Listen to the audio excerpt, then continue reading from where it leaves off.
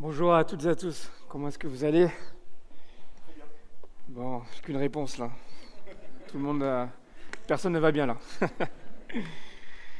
Mais Dieu est bon, Dieu est là et je crois qu'il veut encore parler ce matin, il veut restaurer, il veut encourager encore des cœurs ce matin parce que Dieu est fidèle. Amen. Voilà, ce matin, le titre de mon message va s'afficher dans un instant, c'est « Touché par sa présence ». Alors avant cela, j'avais une question pour vous.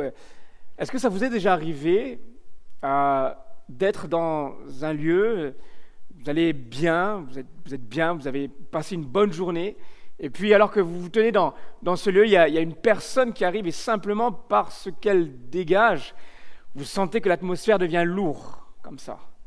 Vous sentez qu'il y a quelque chose qui ne va pas et que vous allez passer les prochaines minutes assez, voilà, vous m'avez compris.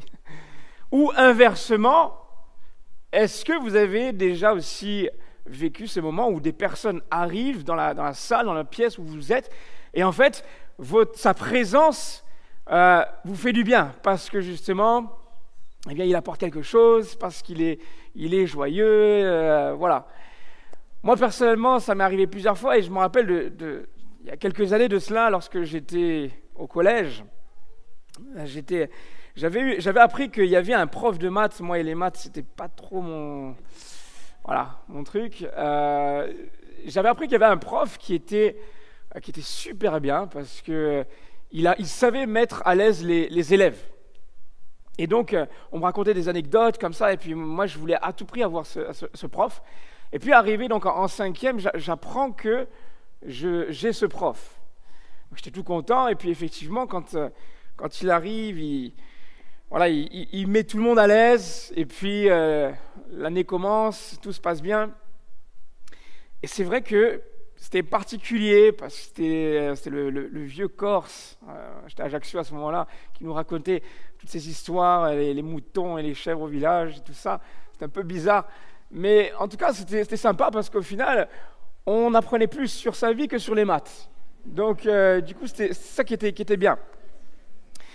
Et puis, à un moment donné, dans l'année, c'est vrai qu'il s'est passé quelque chose. Je ne sais plus exactement ce que c'était, mais je me rappelle de ce moment où il s'est retourné vers moi avec la brosse du tableau, comme ça, et puis il me l'a jeté dessus. Et là, je me suis dit, wow, comment ça? En fait, vous savez, cette déception-là, à ce moment-là, alors que pour moi, ce gars, il rayonnait, c'était the prof. Et bien là, d'un coup, je me suis senti vraiment attaqué, c'est le cas de dire. Mais par la suite, à chaque fois qu'il venait, c'est vrai qu'il a commencé à avoir un retournement de situation où finalement sa présence mettait plus du trouble qu'autre chose. Et ça, c'était un petit peu particulier.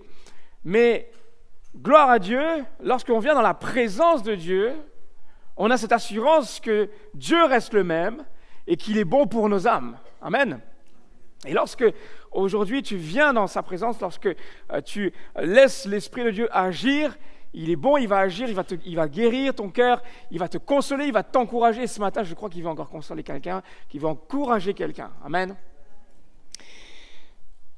Lorsqu'on regarde à un moment donné la Bible, Nathanaël nous a parlé pendant 2 semaines de Moïse. C'est vrai qu'à un moment donné, Dieu va parler à Moïse en lui disant « Je marcherai moi-même avec toi pour te rassurer. » Et quand il dit ça, il va dire « Je le ferai parce que je connais ton nom, je te connais par ton nom. » Aujourd'hui, on a cette assurance aussi que parce que nous sommes enfants de Dieu, lorsque nous lui appartenons, lorsque nous lui avons donné notre vie, il nous connaît par notre nom.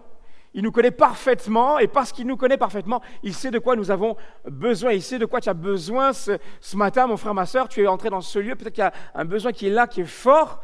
Eh bien, Dieu sait toutes choses. Et lorsqu'on regarde, à un moment donné, la Bible, il y a une histoire sur laquelle je voudrais m'arrêter ce matin avec vous, une histoire un petit peu particulière qui m'a interpellé. Et à chaque fois que je la lis, c'est vrai que je suis interpellé. Lorsque nous regardons dans l'Ancien Testament, à un moment donné, aux alentours de moins 539 avant Jésus, il va y avoir un prophète qui va vivre une expérience bien particulière. Ce prophète, c'est le prophète Daniel. Vous avez sûrement entendu parler de Daniel dans la fosse lion. Et ce n'est pas de ça que je veux parler, mais à un moment donné, Daniel, il est dit qu'il va avoir une vision, une grande vision. Et c'est l'ange Gabriel qui va venir et qui va lui expliquer tout ça. Et 2 ans plus tard, Daniel va avoir de nouveau une révélation un peu particulière, et c'est la révélation d'un grand combat, d'une grande guerre. Et quand il va avoir cette révélation, à ce moment-là, il va être comme endeuillé. Il va vraiment avoir tombé par terre, la face contre terre. Il ne va pas être bien. Il va se demander, mais pourquoi cela, Seigneur?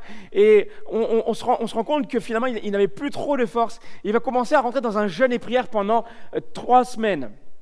Et lorsque nous regardons la suite de l'histoire, au bout de 3 semaines, alors que Daniel est atterré, il va y avoir, la Bible nous dit qu'il va y avoir une personne, un messager qui va arriver, un messager qui était habillé de fin lin, son visage brillait comme l'éclair, ses yeux étaient comme à des flammes de feu. Et lorsque ce messager va arriver et qui va commencer à parler à Daniel, Daniel va rentrer dans une torpeur spirituelle. Littéralement, en fait, il va tomber et il va dormir, va s'endormir profondément. Il va faire dos, littéralement, donc à ce messager, et il n'avait pas la force pour l'écouter, ni même le regarder.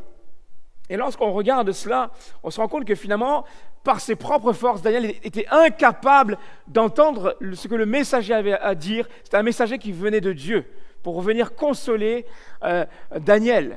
Et de la même manière, par nos propres forces, nous ne pouvons pas écouter, comprendre le message de Dieu. Il faut que l'Esprit de Dieu puisse agir, puisse venir disposer notre cœur. Et nous avons besoin constamment, quand nous rentrons dans la présence de Dieu, de dire « Seigneur, je dispose mon cœur pour que tu puisses parler et me dire ce que tu veux que j'entende aujourd'hui. » Amen. Et lorsque Daniel va vivre cela, il va vivre également 3 choses spécifiques. Et j'aimerais qu'on puisse s'arrêter à cela, et on va voir ce matin qu'une touche de la présence de Dieu me permet d'accepter sa parole. Une touche de la présence de Dieu me permet de me confier pleinement en lui. Et une touche de la présence de Dieu me fortifie. Alors premièrement, une touche de la présence de Dieu me permet d'accepter sa parole. Comme je viens de le dire, Daniel était incapable par ses propres forces d'écouter correctement le messager. Et alors qu'il est par terre, face contre terre, à un moment donné, le texte nous dit ceci. Dans Daniel chapitre 10, verset 10, Daniel va dire ceci. « Mais une main m'a touché et m'a mis tout tremblant sur mes genoux et les paumes de mes mains. » Lorsque nous regardons dans l'Ancien Testament la personne qui est sur les genoux, la personne qui est sur les paumes des mains, c'est une personne, en fait, c'est en lien avec le fait que la personne s'humilie devant Dieu. Une personne qui est dépendante de Dieu, une personne qui est soumise dans le bon sens du terme en disant « Seigneur, je sais que toi tu es au-dessus, que tu es souverain et sans toi je ne peux rien faire. » Une personne qui est prête également à recevoir ce que Dieu donne. Est-ce que ce matin, il y a des personnes ici qui, quand elles vont dans la présence de Dieu, sont prêtes à recevoir ce que Dieu veut leur donner? Est-ce que vous êtes dans cette mentalité de dire « Seigneur, moi je veux mettre mon orgueil de côté, et je veux accepter ta volonté. Je veux accepter que même si parfois ce que tu me dis me fait peur peut-être parfois ou m'embête un petit peu, c'est la meilleure des choses parce que tu es Dieu et parce que tu es souverain. » Il n'est pas toujours évident, n'est-ce pas? Et on voit ici, par ses propres forces, Daniel n'arrivait pas à entendre, à comprendre et à accepter la parole de ce messager qui venait de Dieu. Il n'était pas capable de se mettre à genoux.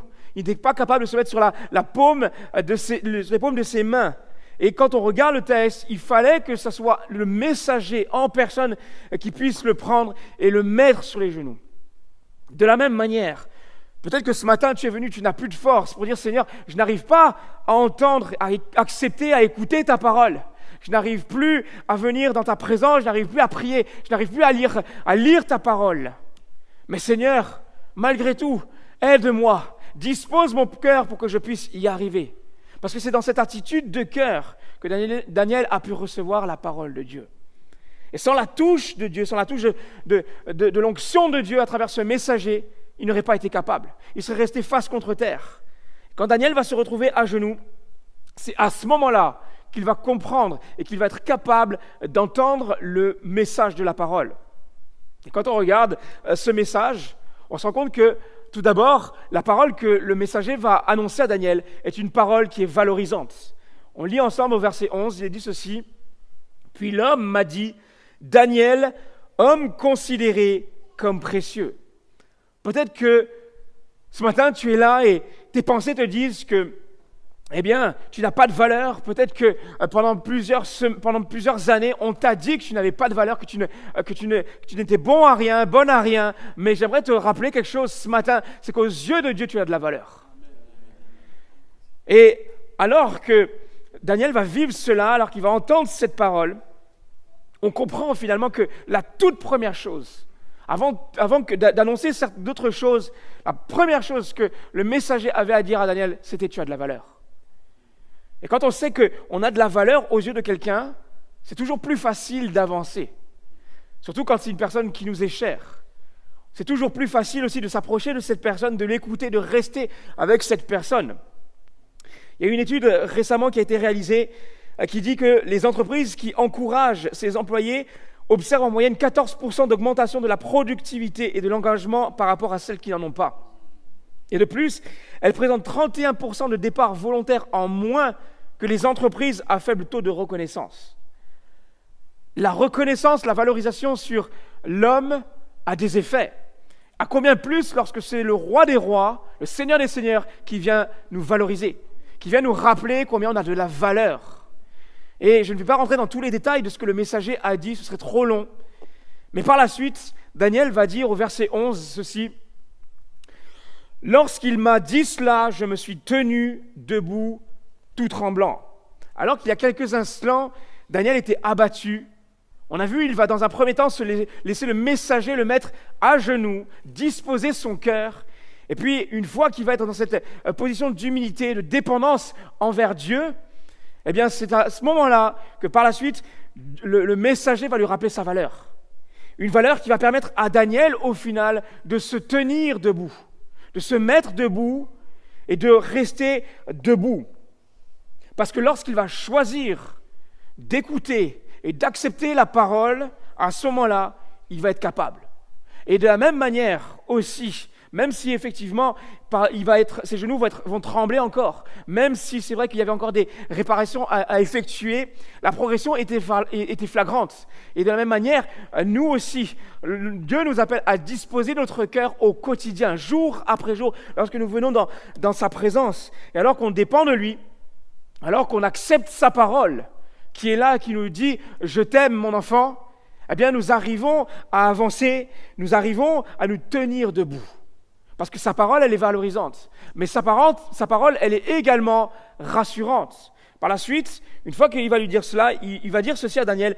Il m'a dit, Daniel, n'aie pas peur, car dès le premier jour où tu as eu à cœur de comprendre et de t'humilier devant ton Dieu, tes paroles ont été entendues et c'est à cause d'elles que je suis venu. Peu importe la vision de Daniel, peu importe ce qu'il avait reçu, Dieu à ce moment-là voulait rassurer Daniel. N'aie pas peur, je suis au contrôle. Tu trembles, tu as passé pendant 3 semaines par terre à jeûner et à prier par rapport à ce grand combat, mais ne t'en fais pas. Si je te montre ça, c'est parce que je suis au contrôle. Je suis là, je suis souverain. Et c'est pour cela que je t'ai envoyé mon messager. Et c'est encourageant, mais c'est vrai que quand on regarde le texte, on se rend compte que finalement, si Daniel a reçu cet encouragement, si le messager est venu lui apporter cette parole rassurante, c'est parce que, comme on le voit ici, Daniel avait un cœur qui voulait comprendre et un cœur qui savait s'humilier devant Dieu. Et de la même manière, si nous voulons comprendre ce que Dieu a à nous dire, premièrement, nous devons nous humilier devant Dieu, dans le bon sens du terme, en disant « Seigneur, c'est toi qui es souverain. Seigneur, j'accepte ce que tu as à me dire, mais en même temps, je veux comprendre également ce que toi, tu veux me dire. » Et là encore, c'est vrai que ce n'est pas toujours facile, c'est pas toujours simple de se soumettre à Dieu, parce que parfois on a la chair qui est là et qui veut aller à l'opposé de ce que Dieu nous dit. Mais quand on regarde la suite du texte, on se rend compte que c'est la meilleure des choses. Parce qu'alors que Daniel va disposer son cœur à cela, Le messager va lui dire ceci, écoute, ne t'en fais pas, Dieu a entendu ta prière. Dès les premiers instants où tu as commencé à parler. Et de la même manière, lorsque tu pries, mon frère, ma sœur, parfois, tu as peut-être l'impression que Dieu ne t'entend pas. Mais Dieu t'entend. À partir du moment où tu as commencé à ouvrir la bouche, Dieu a entendu tes paroles. Dieu a pris le temps de t'écouter. Dieu a pris le temps déjà de mettre en place son plan d'action. Parce qu'il est Dieu, il est souverain. Mais malgré tout, la troisième parole que ce messager va donner à Daniel, c'est une parole aussi qui est réaliste. Et on le voit également par la suite, parce qu'il est dit ceci, que Daniel, oui, tu es précieux à mes yeux. Oui, Daniel, c'est vrai, j'ai entendu tes paroles. Mais Daniel, n'oublie pas une chose, tu es dans un combat spirituel. Et j'aimerais nous rappeler une chose, frères et sœurs, c'est que nous sommes dans un combat spirituel. Lorsque nous donnons notre vie à Dieu, nous passons d'un camp à un autre. Nous passons de l'ennemi à Dieu. Et l'ennemi va tout faire pour nous détourner de Dieu. L'ennemi va tout faire pour contrecarrer les plans de Dieu pour ta vie. Et alors qu'il y a cette guerre spirituelle, Dieu nous appelle justement à tenir bon, à tenir ferme, à persévérer dans la prière. Et quand nous regardons la suite du texte, regardez comme c'est très intéressant.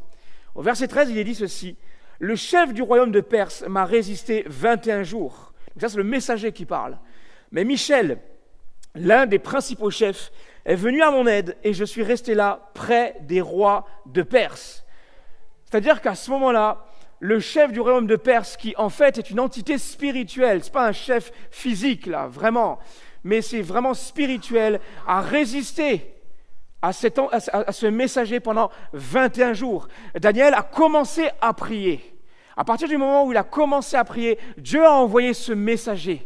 Mais quand il a envoyé le messager, il y a eu de la résistance. Parce que cette entité ne voulait pas que Dieu puisse faire venir ce messager jusqu'à Daniel. Et donc, à ce moment-là, eh bien, c'est vrai, Daniel aurait pu se dire pendant tout ce temps, « Mais Seigneur, pourquoi tu n'agis pas ? Seigneur, pourquoi tu ne fais rien ? Pourquoi tu me laisses dans mon état ?» Mais Daniel va persévérer. Il va rester en jeûne et en prière. Il ne comprend pas trop ce qui se passe. Il ne comprend pas pourquoi Dieu permet cela. Et parfois, nous, c'est pareil. On vit certaines choses dans nos vies et on se dit, Seigneur, mais pourquoi est-ce que tu me permets de vivre ça ? Pourquoi est-ce que, Seigneur, tu es en train de permettre à l'ennemi aussi de m'attaquer ? Pourquoi est-ce que je vis ce drame ? Pourquoi est-ce que je suis là et je ne suis pas bien pendant un temps ? L'une des raisons à cela, c'est que nous sommes dans un combat spirituel. Et ici, on le voit, c'est très intéressant parce que pendant 3 semaines, Daniel va se tenir en jeûne et en prière. Et ensuite, le messager va dire quoi ? Le messager va dire, pendant 21 jours, le chef de la Perse m'a résisté. Soit exactement le même nombre de jours à partir duquel Daniel a commencé à prier jusqu'à la fin. Donc on se rend compte que oui, Dieu a agi dès les premiers instants, mais il y avait un combat spirituel. Et je veux vous encourager, frères et sœurs, à persévérer, parce que la réalité, c'est que nos prières, nos supplications, elles sont entendues, mais il y a un combat dans les cieux qui est là, un combat spirituel que l'on ne voit pas. Mais l'action de Dieu, le message de Dieu vont arriver, parce que Dieu est tout-puissant, parce que Jésus a tout accompli à la croix, et on va le voir également tout à l'heure. Donc ça, c'est la première touche de la présence de Dieu. La touche de la présence de Dieu me permet d'accepter sa parole. Elle me met sur pied. Elle me met en position d'humilité. Et la deuxième touche de la présence de Dieu, elle me permet également de me confier en lui. Je ne sais pas si ça vous est déjà arrivé, mais parfois, quand on va dans la présence de Dieu, ou en tout cas, quand on est à la maison et qu'on veut prier, d'un coup, il nous arrive quelque chose de très particulier qui s'appelle la flemme. Quelque chose qui est là et qui dit « Non, on ne va pas prier, va voir les réseaux sociaux, va faire une marche, va faire ceci, va faire cela. » Et au final, on est là et on résiste et on n'a plus envie. Parfois même, eh bien, on veut aller devant Dieu et puis on commence à prier et puis là, oh, je ne sais plus quoi dire, Seigneur, au revoir. Et quand on regarde la Bible, on se rend compte que parfois, pour X raisons, c'est un petit peu la même chose. Avec les hommes, avec les femmes de la Bible. À un moment donné, quand Adam et Ève vont pécher, vous vous rappelez ce moment, il est dit que par la suite, ils vont entendre la voix de Dieu qui parcourait le jardin, mais ils vont se cacher loin de la face de l'Éternel. Parce qu'ils avaient peur, parce qu'ils avaient honte. Et dans le cas de Daniel, alors qu'il était dans cette présence où le messager de Dieu était là, lui, il n'arrivait plus à parler. Sa bouche était fermée. Ce n'était pas la gêne, ce n'était pas la honte, mais il n'avait plus de force. Ici, le texte, alors qu'il n'arrivait plus à parler, on se rend compte que par la suite, quand même, il va se passer autre chose. Regardez ce qu'il est dit, versets 15 et 16. « Pendant qu'il m'adressait ces paroles, je regardais par terre et restais silencieux. Quelqu'un qui avait une apparence humaine a touché mes lèvres. J'ai ouvert la bouche et me suis mis à parler. J'ai dit à celui qui se tenait en face de moi, « Mon Seigneur, j'ai été bouleversé de douleur par cette apparition et j'ai perdu toute force. » Daniel n'arrivait pas à regarder droit dans les yeux le messager. Il n'arrivait pas non plus à lui répondre, à parler, à ouvrir la bouche. Donc là encore, quand on regarde le texte, qu'est-ce qui lui a permis de parler? Qu'est-ce qui lui a permis de répandre son cœur? C'est ce moment où le messager a touché Daniel. Ce moment où il s'est laissé toucher par ce messager. Et le désir de Dieu à ton égard, mon frère, ma sœur, mon ami, ce n'est pas que tu restes en silence, ce n'est pas que tu fuis loin de Dieu, mais son désir, c'est que tu puisses venir dans sa présence, ouvrir ton cœur et lui parler en lui exprimant toutes tes douleurs, en lui exprimant toutes tes craintes, tous tes combats. Parce que parfois, on a peur que Dieu nous tombe dessus parce qu'on a fait ceci, parce qu'on a fait cela. Mais la réalité, c'est que Dieu aspire à une seule chose, c'est se confier en lui. Dieu veut que tu puisses te confier en lui. Et il y a 2 semaines, on a vu avec Moïse que Moïse n'a pas hésité à partager toutes ses angoisses, partager toutes ses peurs, toutes ses craintes. Daniel, lorsque le messager va le toucher, lui non plus va ouvrir sa bouche et il va pouvoir répandre son cœur. Il va pouvoir dire tout ce qui ne va pas. Et je crois une chose, c'est que lorsqu'on commence à ouvrir notre cœur, lorsqu'on commence à répandre notre cœur devant Dieu, c'est le point de départ de la restauration. Parce que lorsqu'on répand son cœur devant Dieu, on est dans cette attitude d'humilité, à dire, Seigneur, par moi-même, je ne peux pas, je ne peux rien faire. Mais toi, Seigneur, je sais que tu es capable. Et parce que je sais que tu es capable, alors tu vas agir. Amen. Et ce matin, Dieu veut agir dans ta vie. Simplement, ouvre ton cœur. Et je crois vraiment qu'il va se charger de ton problème. Parce que Dieu est tout-puissant. Parfois, certains disent, mais moi, je n'ai pas besoin de Dieu, je n'ai pas besoin de Jésus, je peux me débrouiller tout seul. Ni Dieu, ni maître, comme on dit. Mais la réalité, c'est qu'on a tous besoin de Jésus. Tôt ou tard, on a besoin de notre Dieu. Même quand parfois, on ne le sait pas. Lorsque cet aveugle va venir auprès de Jésus, il va lui poser cette question, que veux-tu que je te fasse? À ce moment-là, ici, ce n'était pas que Jésus ne savait pas ce dont il avait besoin, non. Mais ici, Jésus, alors qu'il ne pose pas de cette question par hasard, parce que ce que Jésus voulait, c'était que cette personne, cet aveugle, puisse répandre son cœur, puisse ouvrir et exprimer son besoin. Et ici, la particularité, encore une fois, c'est que Daniel n'avait pas de force. Tout à l'heure, on l'a vu. Et il n'arrivait pas à se mettre à genoux, il n'arrivait pas à se mettre debout. Mais quand il va être touché, il va réussir. Et ici aussi, c'est pareil, il n'avait pas de force pour ouvrir la bouche. Mais quand le messager va le toucher, il va être capable d'ouvrir la bouche. Il va être capable de répandre son cœur. Et ce que je crois aujourd'hui encore, c'est que Dieu est capable de te donner la force pour répandre ton cœur. Dieu est capable de restaurer toute chose en toi, même si tu n'as plus de force. Mais pour cela, il faut disposer ton cœur. Si le messager a touché Daniel sans lui demander quoi que ce soit en amont, c'est parce qu'il savait, il connaissait son cœur. Il savait que Daniel voulait servir Dieu. Il savait que Daniel aimait Dieu. Mais il n'arrivait plus, à ce moment-là précis de sa vie, il n'avait plus de force. Et Dieu est celui qui sonde parfaitement nos cœurs. Il sait quand on vient vers lui de manière désintéressée ou lorsqu'on vient devant lui simplement pour obtenir quelque chose et après partir. À un moment donné, lorsque Jésus était à Jérusalem, il est dit que plusieurs crurent en son nom en voyant les miracles qu'il faisait. Mais la suite du texte nous dit quoi? Nous dit que mais ils n'avaient pas confiance en eux, parce qu'ils les connaissaient tous. Ils n'avaient pas besoin qu'on les renseigne sur les hommes, car ils savaient ce qui est dans l'homme. Il y a quelque temps de cela, avec Maïssa, on a fait une connaissance, une bonne connaissance, on s'était liés comme ça, vraiment assez... pourtant, ça faisait pas longtemps qu'on les connaissait, mais on s'était liés avec un couple, et pas ici. Et en fait, on s'est rendu compte par la suite que s'ils étaient aussi gentils, s'ils étaient comme ça, c'était vraiment de manière intéressée. Derrière, il y avait quelque chose. Et c'est vrai qu'on a été déçus, mais Dieu, lui, il sait toutes choses. On n'a pas à jouer un double jeu. Quand on vient dans sa présence, il sait ce qui se passe. Et ce matin, Dieu recherche des cœurs sincères. Ce matin, Dieu recherche des cœurs disposés à passer du temps avec lui, des cœurs prêts à se laisser toucher par sa présence pour pouvoir exprimer leurs besoins. Et donc on a vu tout d'abord qu'une touche de la présence de Dieu nous permet d'accepter sa parole. On a vu qu'une touche de la présence de Dieu nous permet de nous confier en lui, mais une touche de la présence de Dieu également nous fortifie. Et alors que ce messager a touché Daniel, en lui rappelant sa valeur, en lui permettant de répandre son cœur, encore à ce moment-là, Daniel manquait de force.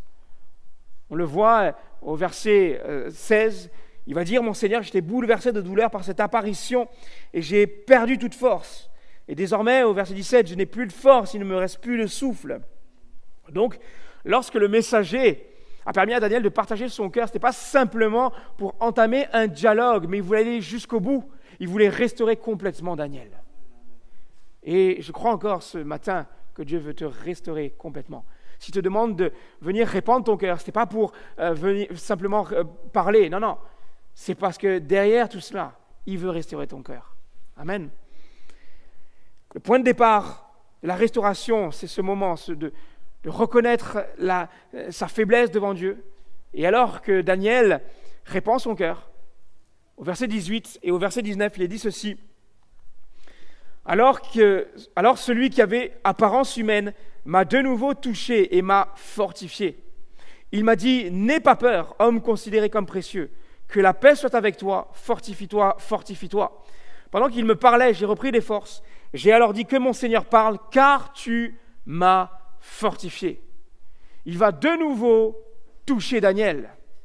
Et je crois là aussi, frères et sœurs, que Dieu ne veut pas simplement que tu te contentes d'une touche de sa présence. Il y a des années de cela, il y a des semaines de cela, il y a des mois de cela.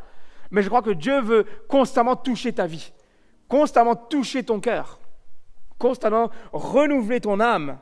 Parce que lorsqu'il touche ton cœur, eh bien, il peut te fortifier. Il peut te rendre fort et t'encourager. Et ici, on le voit, il va réitérer par la suite ces paroles valorisantes, ces paroles rassurantes. N'aie pas peur, homme considéré comme précieux.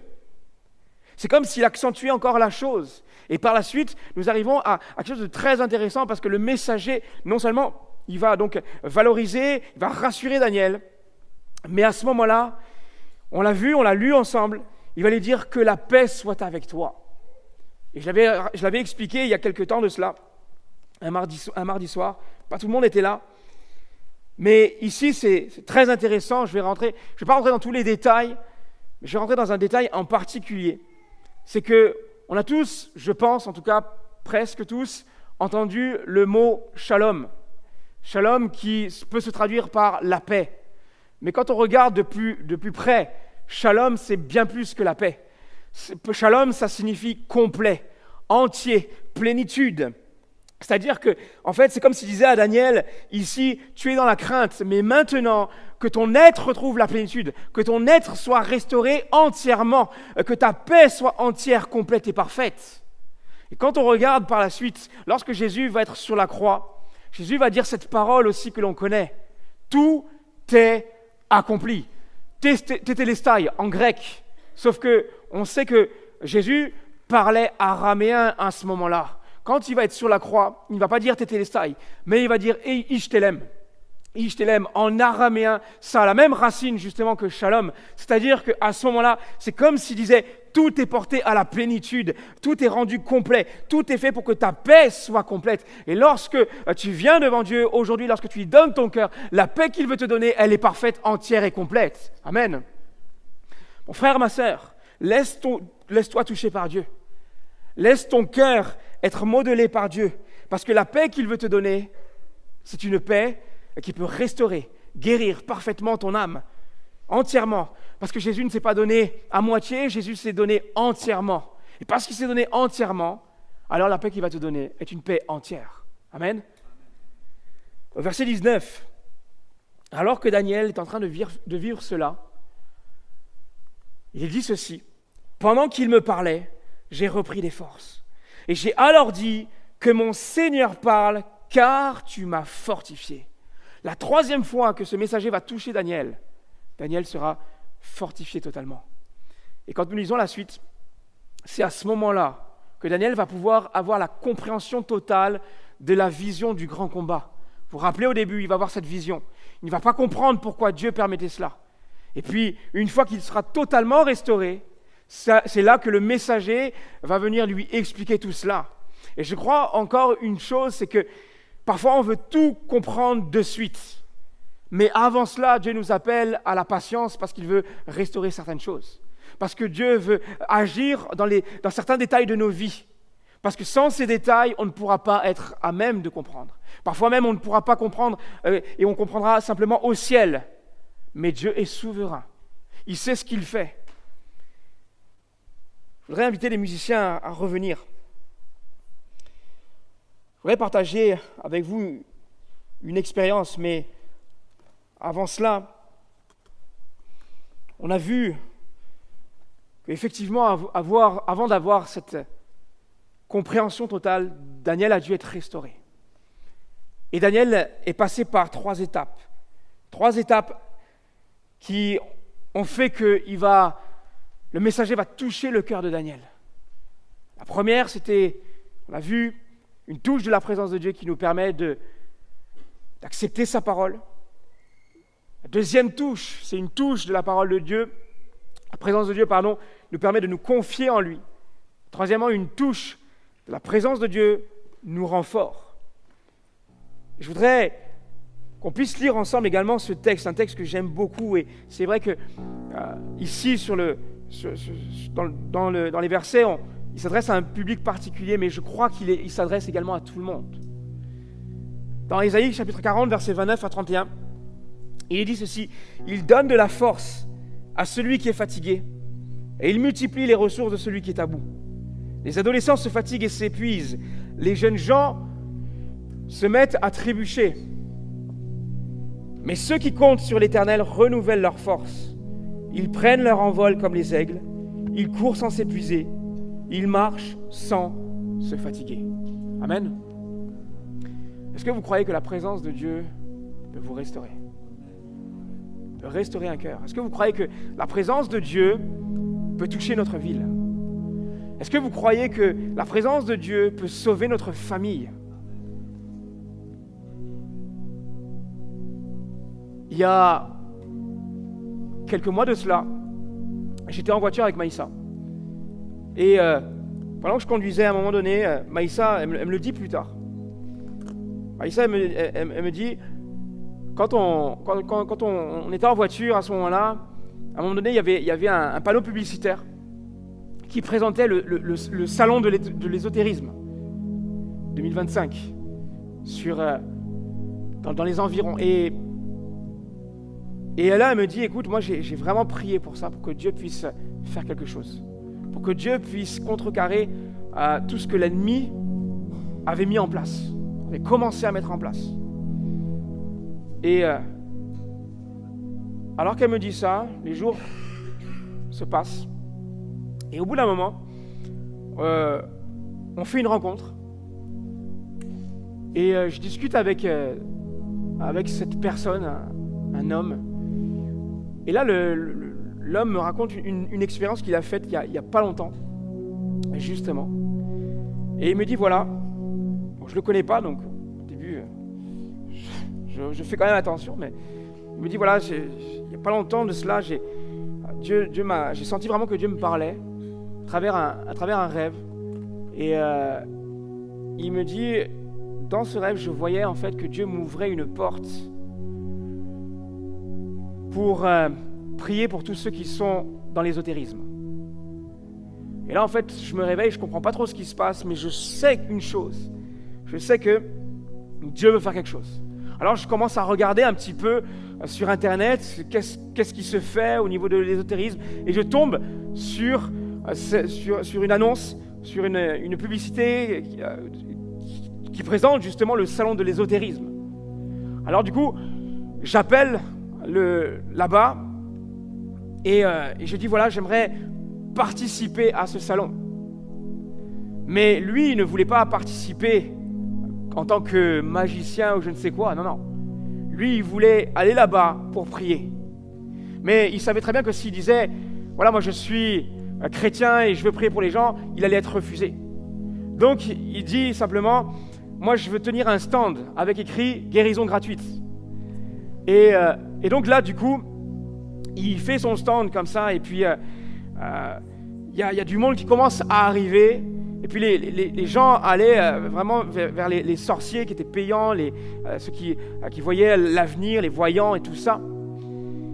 Et puis au bout d'un moment, en fait, il y a une personne qui arrive à son stand et il dit « Ouais, je vois que on peut être guéri, tout ça, qu'est-ce que tu fais ?» tout ça. Donc lui, il explique tranquillement et il commence à prier avec cette personne, pour cette personne, et puis la personne est guérie instantanément. Et donc là, à ce moment-là, il comprend qu'il se passe quelque chose. Les gens voient cela, ça fait vite un effet boule de neige. Et en fait, il y a une queue qui commence à se former. Et tous les gens qui arrivent, ils prient pour ces personnes et elles guérissent toutes. Mais toutes. Et jusqu'au moment où en fait, ça vide complètement le stand des voyants. Et à la fin, il y a la gérante de ce festival-là qui vient vers cet homme et qui lui dit « Écoute, moi j'ai une déchirure ligamentaire au pied, est-ce que tu pourrais prier pour moi parce que je vais me faire opérer demain ?» Et donc là, il dit « Écoute, on va prier. » Il prie, la femme elle est guérie instantanément. Donc là, waouh, la femme elle comprend toujours pas ce qui se passe, tout ça, il y a quelque chose, tout ça.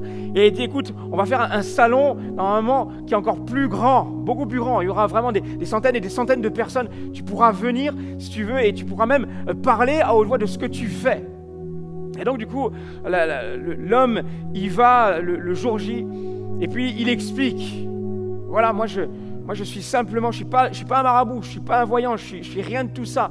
C'est simplement que moi, j'aime Jésus. Et là, il prêche vraiment Jésus, il prêche vraiment la croix. Parce que le but de la guérison, c'est pas simplement la guérison, mais c'est pour attirer à Christ. Et quand il commence à prêcher Jésus, il dit, voilà, j'aimerais prier pour ceux qui sont malades. Et là, il y a une personne qui arrive en fauteuil roulant.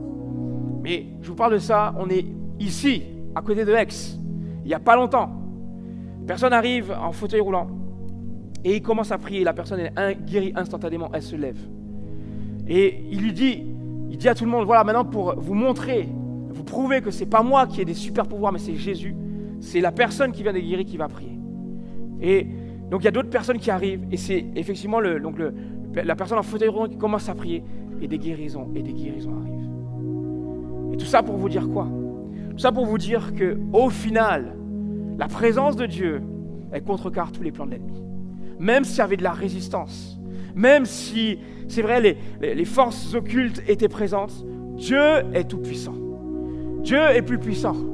Et à la base, c'est parti simplement d'une prière. Et je crois encore aujourd'hui, mon frère, ma sœur, que ta situation n'est pas terminée. Dieu a entendu ta prière. Et parce que Dieu a entendu ta prière, alors il est en train d'agir. Peu importe le temps que ça prendra, persévère, continue, parce que Dieu sait ce qu'il fait. Amen. J'aimerais qu'on puisse prier ensemble. On va fermer les yeux. Et je voudrais prier pour vous. Peut-être que vous avez été interpellés par ce message. Et peut-être que certains n'arrivent plus en ce moment à s'approcher devant Dieu. Quelqu'un n'arrive plus simplement à prier, à lire la Bible. Je voudrais prier pour toi et simplement lève ta main et je vais prier pour toi. Pour que Dieu te renouvelle, pour que Dieu puisse agir pleinement dans ta vie, pour que Dieu fasse un miracle dans ta vie. Dieu va le faire, simplement. Oui, le Saint-Esprit est là, le Saint-Esprit agit. Et je crois pleinement que Il est en train déjà de mettre en place les éléments, les circonstances pour agir pleinement dans ta vie. Et ceux qui vont bien, vous allez prier avec moi. On va prier tous ensemble et on croit que la puissance de Dieu, elle agit. Alléluia. Seigneur, nous te bénissons, nous te louons, Seigneur mon Dieu, parce que tu es le Dieu Tout-Puissant. Seigneur, encore ce matin, je veux te remettre mes frères, mes sœurs, mes amis qui sont là. Tu vois tous ceux qui ont levé la main, qui sont fatigués, chargés, qui n'arrivent plus à venir devant toi, qui n'arrivent plus à prier, qui n'arrivent plus à lire ta parole, qui n'ont plus de force comme Daniel, Seigneur mon Dieu. Je te demande de renouveler leur force. Je te demande, Seigneur mon Dieu, de restaurer leur vie. Je te demande de venir guérir encore, Seigneur, celui qui est malade, celui qui est fatigué, Seigneur mon Dieu. Je te demande par ton esprit maintenant de passer dans les rangs, de toucher les cœurs, d'attirer à toi celui qui ne te connaît pas, de venir murmurer au cœur, Seigneur de mon Dieu, de celui qui ne te connaît pas, que tu l'aimes, qu'il a de la valeur à tes yeux, Seigneur mon Dieu. Merci, Seigneur, vraiment de renouveler les forces de chacun, Seigneur, mon Dieu, comme, Seigneur, Ésaïe va le dire, Seigneur mon Dieu, que nous puissions et que ces personnes puissent prendre leur envol comme l'aigle, Seigneur mon Dieu, parce que tu les appelles, Seigneur mon Dieu, à aller de l'avant. Tu les appelles, Seigneur mon Dieu, à répandre ta parole. Tu les appelles, Seigneur mon Dieu, à être des témoins puissants pour ton esprit, Seigneur. Alors maintenant, tu fais une œuvre. Et je prie, Seigneur mon Dieu, pour que toute entité spirituelle ne puisse pas atteindre son but. Mais par ton esprit, Seigneur, tu viens contrecarrer les plans de l'ennemi. Parce que tu es notre Dieu. Tu es ce Dieu véritable. Ce Dieu qui a envoyé son Fils Jésus à la croix. Merci, Seigneur mon Dieu, parce qu'à la croix, tu as tout accompli. Tout est parfait. Tout est parvenu à la plénitude, Seigneur mon Dieu, et nous te bénissons en ton nom, Jésus, sois béni. Amen.